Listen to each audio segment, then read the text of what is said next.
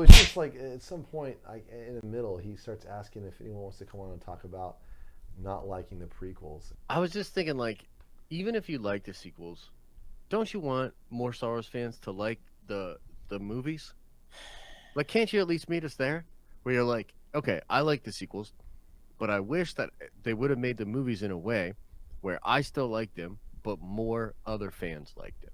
You know what I mean? Like, can you at least give us that? Like, because that's where You're I'm talking at, about where the I'm like, sequels man, or the prequels? I It's would talking about love the it sequels now, but if they're they talking were about the better prequels as well. and if more of the fan base I think liked they're them. basically Like, if saying The the Last prequels were Jedi great, didn't like the crap sequels on sucked. Luke and it didn't Sucked go the ridiculous way, it could have been much better and the fans would have liked it. Do you know what I'm saying? Possibly. I'll take it. I'll take it. Growing up with the prequels, I see flaws in the movies, but few. Only in a perspective of a critic, but anyone can be a critic these days, yeah. As a fan, I love... And if you dislike something, people often think that you're a critic then. True. It's like, I'm not a critic just because I dislike the sequels. Yeah. I'm just a Star Wars fan. You know what I'm saying? Yeah. I love them. I don't think anything bad of Hayden. I agree. Thanks, bro. So what, these guys... XCAD is a project These guys, to well, tokenize in YouTubers. this would thing, they absolutely talk fund your about beta how project. the Thanks, Armani. You know what else funds my beta project? People that don't like them are just like, and Views. that critics didn't like it back in the day, but I was just kind of like, that's not really true, you know. And Critics didn't like it back in the day. Yeah, I want to say that those films actually got decent reviews. Like they weren't, it wasn't like they were lauded. No. But like they got actually... like B+ reviews. You know what I mean? And the idea was that the prequels, it was only the critics, the true fans loved them back in the day. I was like, no, I'm a true fan, and many of my friends were very big true fans, and we all resoundingly did not like the prequels at all. You know what I mean? It bummed us out majorly for choices they made in the movies. Choices that these guys saw when they were little kids, and they just assumed that's the way it should be, but were choices that, like, I spent a good amount of time between 1983 and 1999 imagining what the next Star Wars movie would look like. And that wasn't what I imagined, you know what I mean? And the thing was, fuck me, who gives a shit? You know what I'm saying? But my point is that that's just the way it works. You know, it's like the idea that when you're a kid, you just like, it was fucking great. They were flipping around with lightsabers, had better lightsaber fights in the first movie. They got to see different, Yoda fought, that was great. You know what I mean? It's like, yeah, I mean, some of the fighting was cool, but it's like, all that shit with the fucking treaty in the first movie. I mean, if you give someone a pencil and said, explain to me the fucking motivation of the Trade Federation in the first movie. And most people, they haven't watched it a bunch of times. I mean, it's such a point of contention, or just not even people. It's not even a point of contention. It's a joke in the Lego version of the prequels, where where they go through it. They're like, why are we doing this again? Like, why did we sign up? What's the deal with the treaty? Well, I mean, it's a bunch of shit like that. I pulled up the Rotten Tomatoes, and it looks like, okay, the first one was panned 51% by the critics, 59% by the audience. So the audience wasn't too far off from where the critics were on that one. Yeah, the problem is that, like, how much of that was at the time? Well, the critic stuff is at the time. The audience stuff is after the fact. But the critic stuff, like, even though for these older movies, they just dig them up from, like, whatever publications had a movie review at the time. Yeah. So, and the same thing goes for episode 2, which, honestly, I'm surprised that... Yeah, because I thought that one was way worse than to me, this was the worst one. So I'm stunned that the critics seem I remember reading the reviews of episode 1, you know what I mean? And I would wonder if that's, like if that includes all the reviews at the time and then reviews that have come out since. Because I remember, I want to say I read the review in Rolling Stone, and I read the review in our local paper in Dallas, and they were both generally pretty good. You know what I mean? So it looks like the Washington Post at the time panned it. The Observer at the time panned it. Slate liked it, I suppose. Slate liked it? Holy shit. Let's see, what else is the New York Magazine / Vulture liked it. Yeah. Austin Chronicle didn't like it. But Hollywood.com liked it. Hollywood.com I'm not even sure that's liked even it. Around anymore. And there's a bunch of, like, general liking it right there from 2002. Yeah, I just clicked back, so, like, all of these are from back around the original release. The New York Times. Where is Liked that? it. Right New York there. Times. No, that's New Times. New Sorry. Times. Rochester Democrat and Chronicle liked it. San Francisco Chronicle panned it. Let's see. Toronto Star liked it. Washington Post didn't like it. Denver Post didn't like it. Orlando Sentinel liked it. Dallas Morning News. liked See, it. I read that review. I remember reading it. Houston Houston Chronicle liked it. liked it. CNN panned it. BBC liked it. Like I said, Ebert and Roper. they liked it. They liked it. Chicago Tribune panned it, but Chicago Tribune also liked it. So they got to get on both ends of that act. Newsweek didn't like it, didn't like but it. Real Views liked it. So like maybe a C. It looks like it was about a C, maybe a low B, C. You know, like at the time. I mean, a lot of people liked it. Yeah. Rolling Stone liked it. Yeah, Rolling Stone gave it it's a top critic. And these top critics, these guys, of these 4 top critics, of these 5 top critics, only one of them didn't like it. Actually, this is Attack of the Clones. Oh, that's what I was looking at. Oh. What were you looking Oh, at? I was thinking Phantom Menace. Oh, But okay. Well, Attack of the Clones was reviewed worse than Phantom Menace at the time. I remember thinking at the time. Clearly it wasn't. I mean, a lot of those guys liked it. I'll go back and check. Yeah, but that guy speaks to my greater point, though, is that those movies weren't hated by critics. You know what I mean? No. It was mixed, and at the time it was more positive. In retrospect, it's been more negative. LA Weekly liked it. They liked it double. Arizona Public liked it. Chicago Tribune liked it. Entertainment Weekly liked it. And this movie at the time was not panned by critics at all. You know what I mean? Outstanding by Los Angeles Daily News. Real Views liked it. Seattle Times liked it. Houston Chronicle liked it. Sacramento Bee. Time Magazine panned it. New York Post didn't like it, although they liked the next one for some reason. Although they liked it there. That guy liked Obviously, we got multiple critics in the same paper. Yeah, same Dallas board. Morning News. Well, the thing is, this is at the time. So Yeah. at the time, a lot of people seemed to And really that was like my it. point. At the time, these movies were not panned. Now, as you start to get later on, the reviews start to get shitty. Well, this But- isn't that far later on. Yeah, this is. But, I mean, Although this is a year later. I mean, I think it came out in '99 in the summer, and this is the summer of 2000. no, this is January. Oh, It's just sorry, I like thought this 6 was months June. later. But, I mean, even still, though, like, Chicago Reader liked it. But I mean, to me, the initial reviews were very positive. yeah, like Entertainment Weekly, Rolling Stone, you know, the Dallas Morning News and shit. Those are the ones I would pay attention. New York Times liked it, and you know, 6 months after the fact. I mean, these films were not. They were not fucking Ishtar. They weren't like Yeah. everyone was fucking dunking on them, and the critics. Hollywood Reporter liked it. You know what I mean? In general, it was C. At the time, it was like C, you know, low B, you know, mid C level shit. Yeah. Like, right here, we're looking at just the top critics. On this first page, at least, which is starting in 2000, it's mostly likes and 4 dislikes. Yeah, on a page of about like 12 And then or the second page, 15. it looks a little bit more mixed. Maybe Yeah. maybe a couple more dislikes than the likes, but still a good number of likes as we creep later on into the decade. Again, a solid mix of likes and dislikes. Maybe a little bit more dislikes than likes. Yeah. But again, this is 2006 now. Like this This is after all 3 at this point. Yeah, and even in 2006, the AV Club gave it a good review.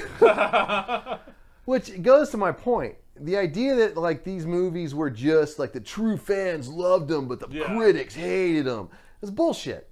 You know what I mean? Generally, the critics liked it. They thought it was fine, or at least as many of them liked it as disliked it. Yeah. You know what I mean? And generally the fans didn't like it. You know what I mean? That Patton Oswalt skit from Parks and Rec didn't write itself. You know what I'm saying? We didn't like those movies, and there's a lot of reasons why. You know, and it's like, yeah, they wouldn't.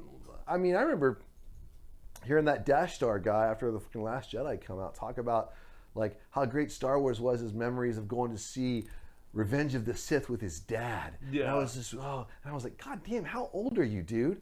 It seems like Revenge of the Sith. I mean, I was an adult living by myself in my own house. You know what I mean? With the woman that would become my wife. I like took the day off and saw it in the theater. You know, it's just like, you know. When was Revenge of the Sith? 2005, yeah. I mean, Yeah.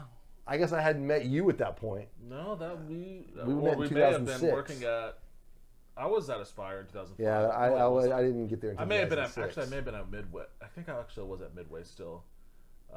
By the way, Aspire, Knights of the Old Republic remake. Yeah. Yeah. I know they're doing it. Yeah. Yeah. People are mad because one of the producers on it, or one of the is this girl that said some shit on Twitter about men ruining everything, and so Whatever.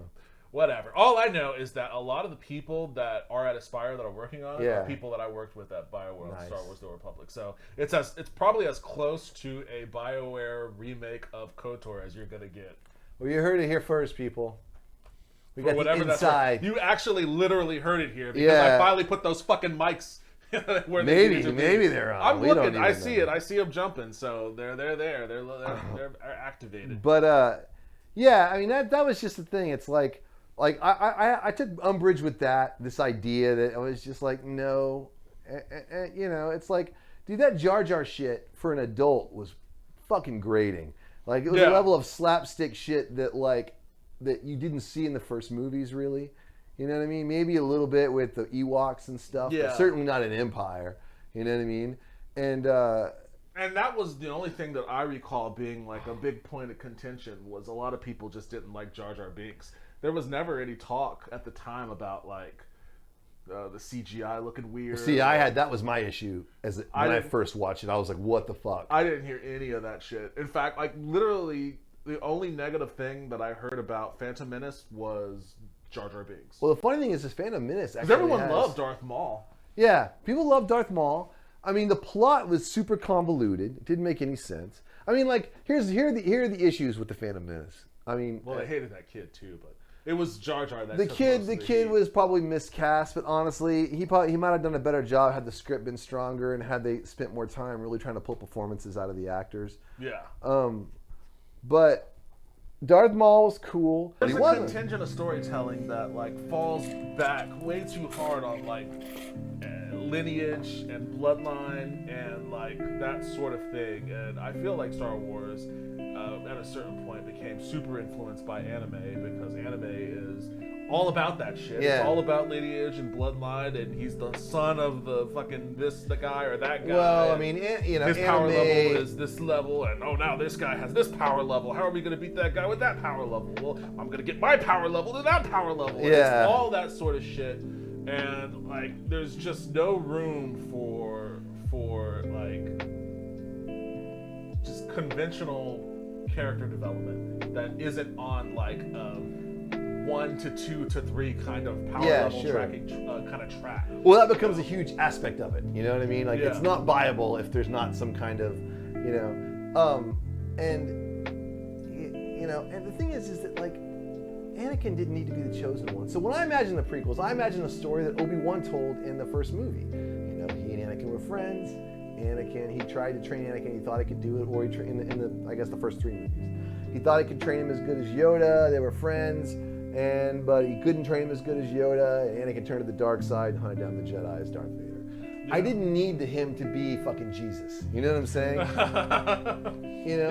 Yeah. Because the problem is that when all of a sudden, if he's Jesus, you know, then why can't he kill the Emperor? You know, if he's the best fucking thing it's ever been, how come the Emperor is his boss in the first 3 movies? Yeah. So now we're retconning that. Well, it's because he got his legs cut off, and he lost his midichlorians. right his legs. Exactly. That's why he can jump so. Exactly. And at that point, I'm not kidding. I know, The that's idea why is it's that so fucking stupid. He's more machine now than man. He's lost touch with his midichlorians. It's like once you've done that, that's a race to the bottom, man. You know what I mean? It's like they should have just leaned into the original story. You know, it could have been every bit as compelling without all the like, you know, he was the chosen one. There's no bullshit in the first 3 movies about, you know, Darth Vader being the chosen one or Luke being the chosen one, the son of the chosen one. Him and Obi-Wan were just Jedi Knights. Yeah, and all Darth Vader says when Luke is the Force is strong, and you know what I mean. And in the Return of the Jedi, the Force has always been strong in my family. My father have it, I have it, my sister has it. The Force is strong in our family. It's not even something that like no one else could do. It almost seemed in the first 3 movies like anyone who was willing to learn and really dig into it Well, I guess might be able to do that it. kind of opens the door for the genealogy thing. The Force is strong in my family. Like that kind of opens the door for like a genealogy kind of track. So I can understand how someone would take that and run with it. Yeah. But like I think that's kind of like focusing on the wrong thing there. You know? I do, but to me, I always just kind of saw that as just like, you know, it's like if someone's like my granddad was great at baseball. He almost went pro, but then he had to stay home and work the farm. He couldn't do it. Yeah. My dad, great at baseball. You know what I mean? Me, when I played baseball, was quite good at baseball. And it's like, you know, I don't know, we're just good at baseball. You know, it doesn't mean that anybody else can't work and become great at baseball. Your baseball chlorians Exactly. are super high. My point is, and the thing is, it probably has nothing to do with I mean, who knows? No. You know what I mean? There could just be some quirk of, you know, eye-hand Some coordination. familial- Who knows? And it just happens, it just manifests it in baseball somehow. My point is, that's how I always took it. It wasn't like, you know what I mean? Our family is the greatest bloodline of midichlorians. The idea was such a literal, but it wasn't supposed to be that literal. And plus, he was just trying to tell Leia, we're brother and sister. Yeah. You know what I mean? It wasn't And that's really supposed to be what it was this. supposed to. Exactly. That was what it was the vehicle for. Exactly. It wasn't supposed to be some declaration of a bloodline, a forced bloodline, you know? This is also part of a reason why I favor stories that don't have anything to do with bloodlines and lineages and shit like that. Like, I like Star Wars a hell of a lot more when it isn't a Sith Jedi storyline, partially because I don't have to get bombarded with that shit. Like, I love The Mandalorian because it really doesn't have anything to do with fucking bloodlines or lineages. I mean, except for Yoda. The Yoda. No, I was gonna say, like, the Mandalorians, dude, they're, you know, that's all about bloodlines and But I lineages. mean, it's not the same thing though. It's not like you're the greatest Mandalorian because you were it's the not son tied. of a It's not chieftain tied to or skill or it's you're a Mandalorian. just, you know, they're more tied to it. And they as have the- a foundling thing too, where they almost have that kind of like Roman thing, where it's like, you know, like you they're know, they're anyone closer can to be like in an the Empire indigenous if they tribe want than they to. are like fucking anything else. But you know, But yeah, I mean, the thing is, the prequels, if you know, I'm a huge Star Wars fan, so I enjoy watching the prequels because it's Star Wars and there's lightsabers and there's guys. But those movies have major problems. And at the time, pretty much every Star Wars fan, or not every, I would say 85% of Star Wars fans, at least that I knew, over the age of, when they saw those movies, over the age of 20 when they saw those movies, were like, those movies, especially the first two, you know, weren't that great. They were disappointment. Especially Attack of the Clones, which I saw that at Man's Chinese Theater, you know, and it was, the theater was laughing. That we were laughing at the movie, at how ridiculous it was at the time, and how wooden the acting seemed, and how, you know what I mean? It was so bad, and we were just we were so bummed out afterwards. that you know movie what I mean? was I'm glad I didn't see that one in the theater. That movie was brutal. I don't think I've watched it to completion to this day. And it's funny, like the reliance. I've seen the ending. I've seen the beginning. I've seen the middle, and I've seen the ending. Yeah. But never like in one full sitting. Yeah, it's like the reliance on CGI in the prequels, and CGI that really wasn't there yet. Some people love it. I think kids that grew up with it love it, but see, I grew up with the models and shit. And to me, the Phantom Menace, even though it had the most model shots of any movie in Star Wars, it also had a lot of CGI in it, and the CGI didn't look that great. And I was like, give me the fucking models. You know what I mean? Because to me, and I've said this before on our previous streams, that was a huge part of Star Wars that I like so much. It's like watching fucking Empire Strikes Back, and all the models. It looked so amazing, and it was so intricate and stuff. And all of a sudden, all this shit just looks kind of fake, and we're just like, bringing it back to like the sequels. I mean, they brought back to models for the sequel. They did, but there was a lot of CGI in the They sequels used a lot of too. But CGI. it's come so far at this point. It's like very hard to tell the difference. It is, and the sequels, you know, the special effects are really impressive, man. That's just not a hang up for me at this point, but it was majorly in the prequels. Yeah. You know, and it wouldn't be for Star Wars Theory and the other guy. Those guys were probably, you know, 6 or 8 years old when they saw the Phantom Menace, maybe even younger. And they were their fucking minds were blown, and more power to them, you know. But the point I was trying to make was that, like, that when those movies came out, the critics thought they were surprisingly good. And it was the fans, a lot of the fans, the older fans, that were like, what the fuck is this? You know what I mean? I don't think those Rotten Tomatoes reviews captured the atmosphere of the fan or the attitude of the fan at the time, because there was no way to capture it unless like they went to some fan's live journal or something. It's funny. So it's hard. It'll be hard to see, actually get an accurate read on what the fans were thinking at the time. But it's weird. You know too. that the critics liked it. You know what I mean? We still got those movies. We weren't mad. We weren't like the people with the sequels who are like, they ruined Star Wars. You know, I mean, there are people like that with the prequels too. Yeah. I mean, that's the reason when Patton Oswalt saw The Force Awakens, his tweet was, "Childhood is saved. J.J. Abrams did it." You know what I mean? And he didn't say that because true fans love the prequels. He said that because we all generally didn't like the prequels. It was pretty established. Kids liked it. You know what I mean? Before the younger generation was old enough to really engage with the internet, it was pretty common knowledge that the prequels were not good. Once the younger generation started tweeting and posting videos on YouTube, all of a sudden we woke up in a world where it was like, whoa, wait, was that a good movie? The prequels were good? Like, wait, what the exactly. fuck? What happened? So you guys take that to heart. You love the prequels, great. That's awesome. I'm very happy for you, but you know, basically you were kids that grew up, that saw it, it blew your minds, and you grew up to have your own Star Wars channels. Which honestly, that's probably the case for, you know, me at least, and a lot of the shit I liked as a kid. Of course. I mean, I'm sure that, like, you know, someone that was... Transformers? Really? Yeah. Is that really worthwhile? Maybe. I loved it as a kid. The cartoons were cool. Yeah. I hated those fucking movies.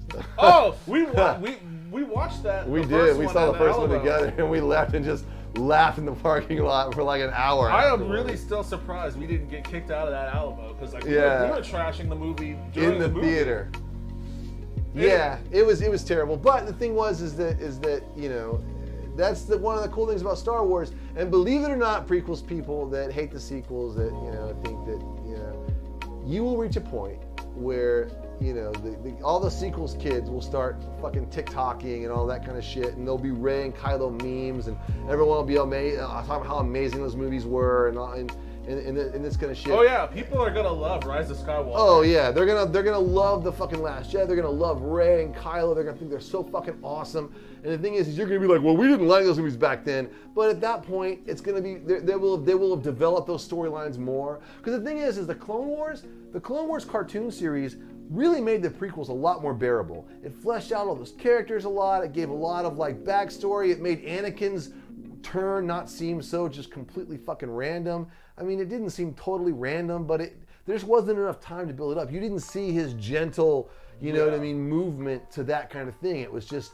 he seemed pretty cool. And then he starts killing kids. Yeah, and then, but, you know, yeah, he seems cool. He wants Padme to live, but then he cuts Mace Windu's arm off, and within literally like a minute and a half of that of screen time, he's murdering children. You know, that was a bit of a disconnect for us, you know, that were older than fucking, 12. We were like, wait, what? You know?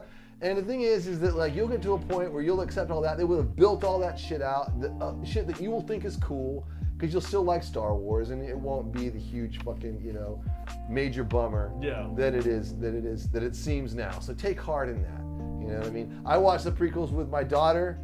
She'd never seen them. She loved them. She loved the Phantom Menace. She's 8 years old. She loved Attack of the Clones, and that made her want to watch the Clone Wars series. And we've been watching them almost every night since then when we eat dinner. And she loves the Bad Batch. She loves all that shit. You know what I mean? She's 8 years old. When she's old enough to start posting on Twitter and shit, she's gonna be one of those people that's like, Rise of Skywalker was a great movie. Yeah. You know? She remembers seeing it in the theater with me and her mom and her Gigi. Right before she went to Colorado on vacation. She's gonna think back, and I saw it, and I don't think my dad liked it, but I liked it. You know what I mean? And I just thought Rey was so cool. And, you guys need to lighten up, get some perspective. You know what I mean?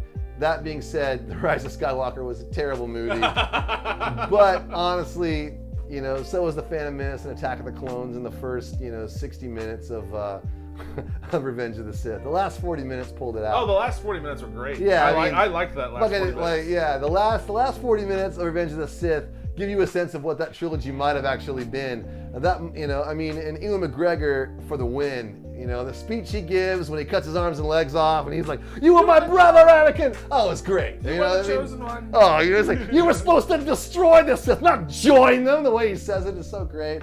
And then he's. And then, of course, like the opposite of that is, I hate you. Yeah. I hate you. Which wasn't so good. Wasn't so good. Wasn't Not so that guy's fault at all. No, he did the best he could. Because that guy was a good. That's the thing. Into their video that we quoted, which was about Hayden Christensen. That guy is a good actor. Yeah, he is. Didn't deserve the shellacking he took for that at all. And you know what? I'm surprised he's actually going to be returning to that role in that universe. I'm great. I'm so excited to see it. He'll redeem himself. Oh, of course he without will. Question.